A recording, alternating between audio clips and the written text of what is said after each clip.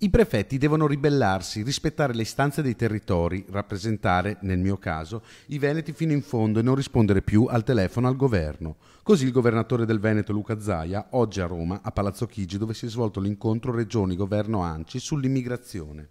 Sull'immigrazione paghiamo l'incapacità di un governo che non si è accorto che nel 2012 aveva 13.000 immigrati e oggi 200.000. Zaia poi spiega che all'incontro non è emerso nulla di nuovo, ma non sono nemmeno venute fuori grandi novità. Ci aspettiamo relazioni internazionali forti, ma non c'è nulla di nuovo sotto il sole. Al termine del vertice a Palazzo Chigi sull'immigrazione esce uno Zaia sconfortato. Noi continuiamo a dire no a nuovi arrivi, ha proseguito il governatore, secondo il quale l'inchiesta su Mafia Capitale ha indebolito il governo sul fronte della trattativa con l'Europa. Cercheremo di capire dal summit in Europa se la quota di 40.000 è reale o no, ha concluso Zaia. Ma di una cosa rimane convinto: profughi e immigrati devono essere aiutati a casa loro e che i prefetti dovrebbero ascoltare quello che dice il territorio. Nel Veneto sono arrivati 4.019 immigrati e ne sono transitati oltre 10.000.